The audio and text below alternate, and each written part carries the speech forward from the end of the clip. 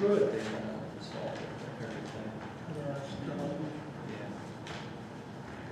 Just in case somebody called.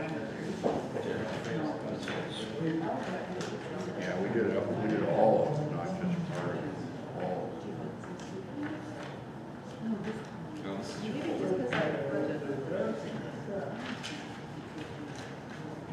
Countdown's on. Oh boy, attention building.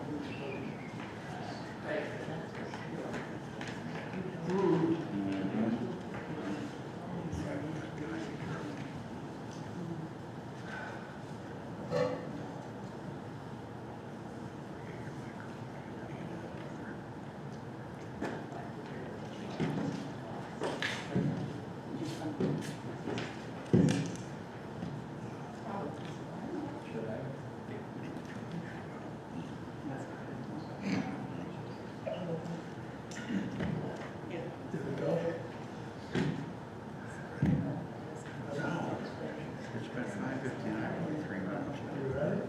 I'm ready. All right, I'm ready. Now you're down. Yes, sir. There it is. All right, we'll call this meeting to order. 6 p.m. Pledge the flag. I pledge allegiance to the flag of the United States of America and to the republic for which it stands, one nation, under God, indivisible, with liberty and justice for all. All right.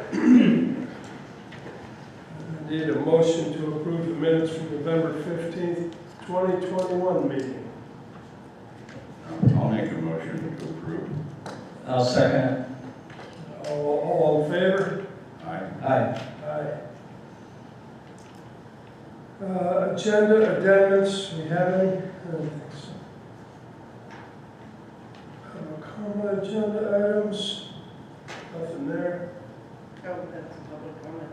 Okay. Okay, public comment. We'd like to Yes. speak. I'm Donnie Eaton on board of the Waterford Public Library. My name's Gay Ziegler. I'm on the board as well. We both are retired from the Fort LaBeouf School District. And we are visiting all the different municipalities. Let me take this off.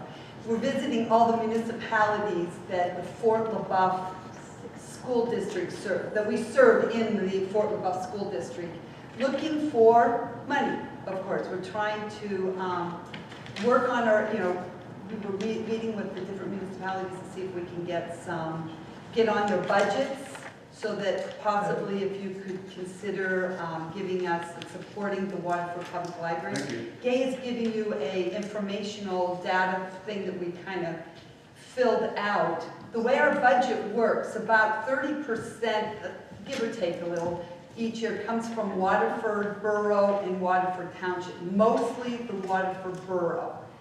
Then another 30-some%, a little bit more, comes from our state funding, money that we get from the State Library Association. And then we have to fundraise the rest. And our problem is for state funding, we have to have a librarian that is a bachelor's degree. And to pay someone with a bachelor's degree to work part-time in a small library, we have to offer a decent wage. And the borough, of course, like all of the others, have had to cut back in some, and they give us some money, so we have to raise to try to make sure she gets a decent amount. And we have things like, audits, insurance. We have a lot of things like that. We still have to pay for that. But some of the things that we just thought we didn't know if people were aware of. We have 24-hour internet service. And you can take out hotspots to get internet into your house. You can borrow them. Borrow them from the library, and a lot of people do that, especially with the COVID and kids learning from home. They can get that. You can sit in the parking lot around the library to get internet service. We basically have the only copy and fax machine in the local area, and it's been interesting. The services that our librarian ends up providing a lot of times is people, a lot of times elderly, when they have letters that need to go to the DMV or this and that, and our librarian sits down and helps type up letters, our assistant, and faxing helps things. people with their unemployment claims and in the past. Yeah. doing So, research. and we service the entire Fort LaBeouf School District. We have area.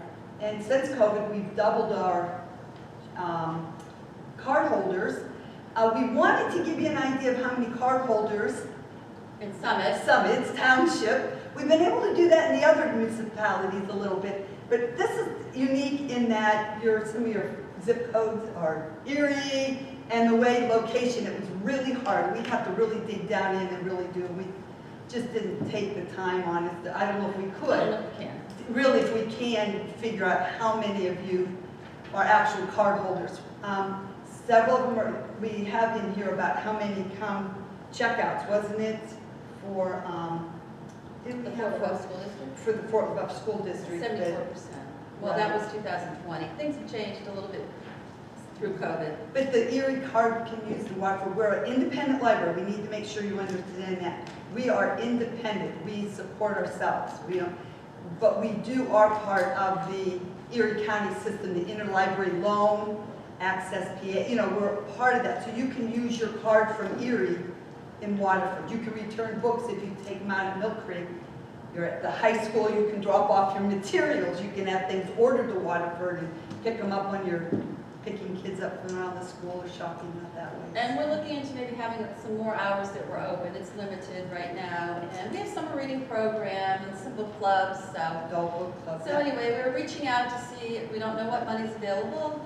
Things are, sometimes there's COVID money, there's whatever, so. We're hoping to get more on a budget so that we can count on that, because we'd like to extend our hours, but like I said, we have to come up with that money totally through fundraising. So if something the library's been used a lot since the kids are home, with the internet and getting books and things like that. So if you could consider when you're working on your budgets on helping out our library. Yeah, we can talk to the attorney too and see what we can do.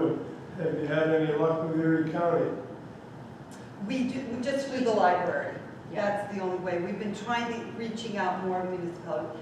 We're just getting started. We've just been Right. using borough and township when we're looking at our statistics and how many are using it outside just township. I mean, in fact, the township has more card holders. The Waterford Township has a lot more card holders than even the borough because of size. But Yeah, we're just starting to reach out as many as we can and look at places that we can get place where we serve. grants. We're trying to, work on some Yeah.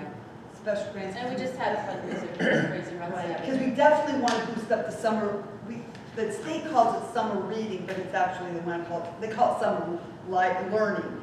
And we just I sat on a 5-hour symposium on the whole United States, and they're showing the slide of the kids from COVID, and the target area is K to 3, they're saying. 3rd grade is really where the slump is, and they showed all kinds of statistics.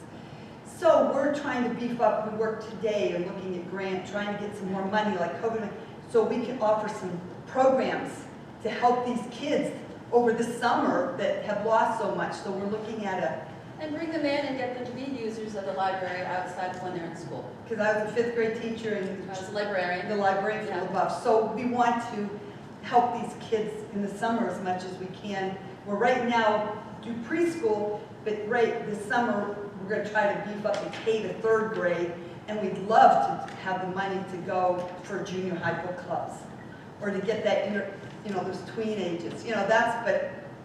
Money. Okay. Do you have a rough idea how much money you're looking for? For the summer reading program right now, looked at some story walks. Right, and it was In the about summer. 600?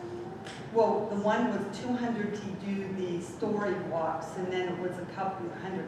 So yeah, we're looking for 500 to try to get and boost what we normally do. This is in addition to our regular summer, but we'd love to, like I say, extend hours We're and. going to have more hours where we're open. People are always saying, why are your hours so limited, or why are they kind of odd? It's because that's what we can afford right now. Yeah, because we close at 5.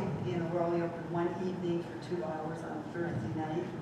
Saturday we try to keep open on Saturday. Yeah, so if you have, our numbers are on there. Okay. And the librarian's number's on there. So if you have any questions, I want a little bit more information, feel free. Call us and we can't find out. We'll find out for you if we don't know.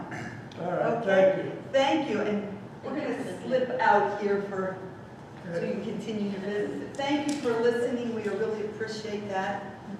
Thank you. Thank you. Anything on old business? No, sir. Let's see, new business. Need a motion to approve or deny the proposed 2022 budget and advertising for adoption, December 29th at 9 a.m. I'll make a motion To approve or deny? to approve, sorry, I'm trying to get caught up. To approve. I'll second the motion to approve. All in favor? Aye. Aye. Aye. Land development, none. Other business, solicitor. It's great to see you. Hello. You too. All right, Engineer Jonas. Two things tonight. The Hammond Road Sidewalk project, we're working on finalizing the design for that. Tentatively, we're looking at having the drawings ready for public review on December 20th, and we'll have them up for a month on the website. And during that time, we'll also send out letters to affected property owners whose driveways are going to be disturbed and redone, and just kind of make sure they're all aware of what's going to go on. There's going to be a few driveways that are taken out, and there's a few trees that need to be removed as part of the project. So that'll start December 20th and goes until January 24th. And at that point, we'll be going out for bids. And we have a tentative bid opening February 17th if everything continues on pace there. And then the only other thing I have for you tonight is we're starting to look at our capital improvements paving project, possibly for next year, the Douglas Parkway paving project. This will be repaving Douglas Parkway from Peach Street back to the cul-de-sac behind Old Navy and Hobby Lobby back there, that section. So stay tuned for more information on that. And that's all I got for tonight. Okay, thank you. You're welcome. Supervisors, Mark. We, a little lull in the action with the plowing and salt, so we've been out cutting and chipping trees. Good thing we started when we did because of the winds. We've got quite a few branches coming down on the roads. We went out this afternoon, salted all the roads with this storm event that's coming. Temperatures were dropping. Sometimes it's tough to bring the guys in at an oddball hour because we are working on an A crew and a B crew. The A crew comes in at 4 a.m. They're usually in bed by 7 in the evening. The B crew comes in at 7 a.m. They work till 3 p.m. So it's just kind of that oddball hour where it's tough to bring the guys in at 9 o'clock at night because everybody wants to be ready for bed. So we went out and pre-salted everything. Hopefully they hold until 4 a.m. A little bit of ditching taking place, get maybe some work, the weather cools down here a little bit. And yeah, just kind of winter stuff at this point in time. That's it. All right, Tony. Parks are closed, we all know that, so that's done with.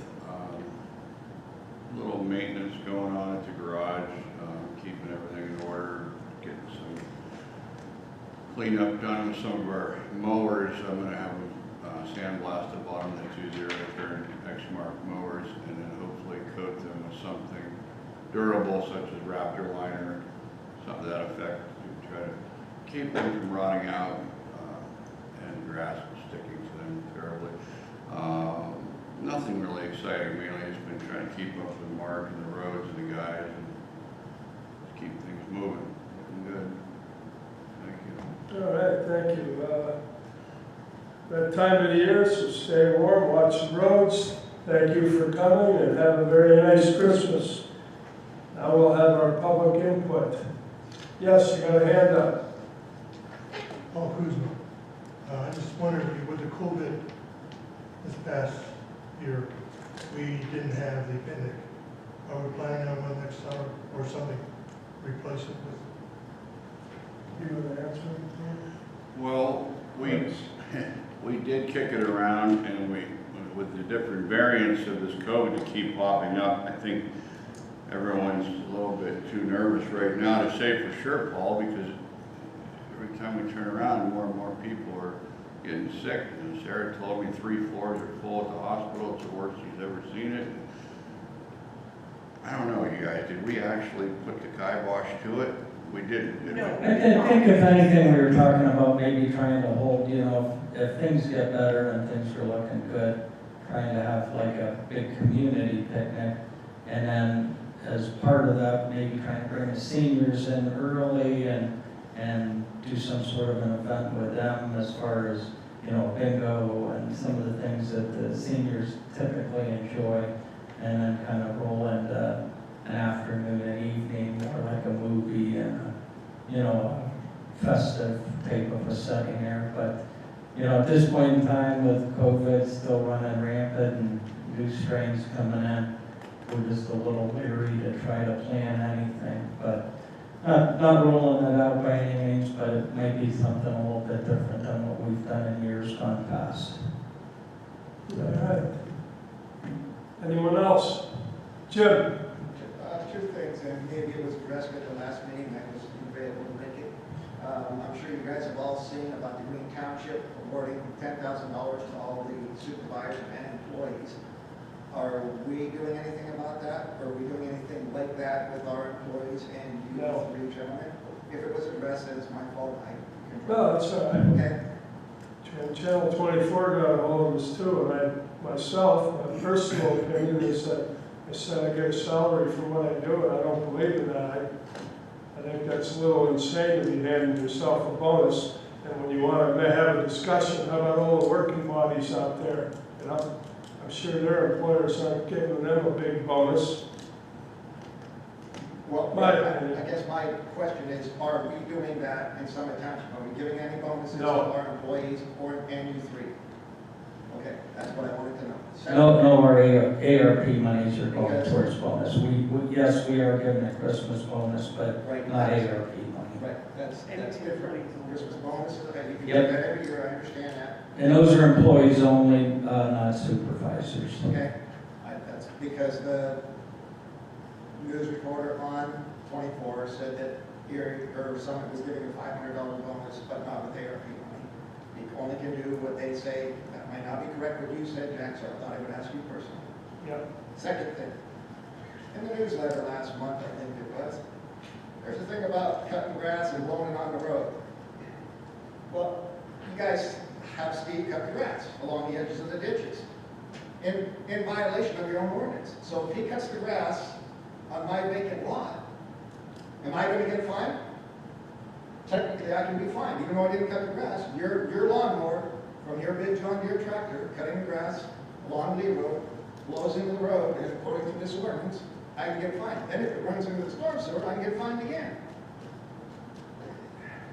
You guys need to look at your ordinance or do something about what you're doing because you're breaking your own ordinances. Okay? I'm not yelling at you, Matt. I'm not yelling at you, Jack. I don't know how long this has been on here, but technically, I think that's what I see it as. You know, he used that big John Deere mower and it swings over, it cuts grass, and it blows all around. I mean, most of it's going out the back, but it does end up on the road. Are you going to find him? No. I mean, he's doing his job.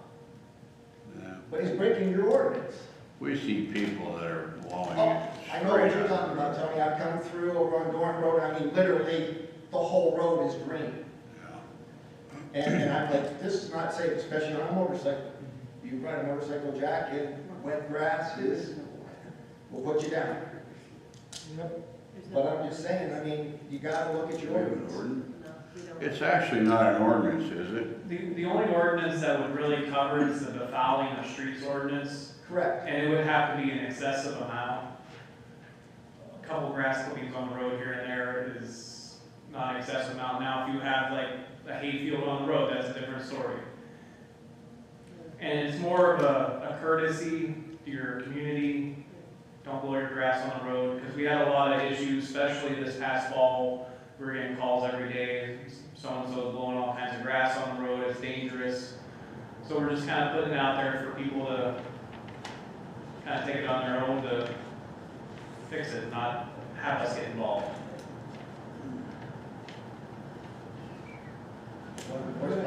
on some of the rules that are in this township. I never knew existed. I would imagine that these four other gentlemen and lady sitting in this township or sitting in this room didn't know it existed. All right, thanks. Any others? Yes, I did know it, but I think it's a good ordinance. Sometimes it is excessive, and that's not good. But small amount, like you mentioned, not a big deal. That's my opinion. thanks. Anyone else? Hearing none, motion to adjourn. I'll make a motion to adjourn. I'll second it. All in favor? Aye. All right, next meeting is December 20th, Monday at 4:30.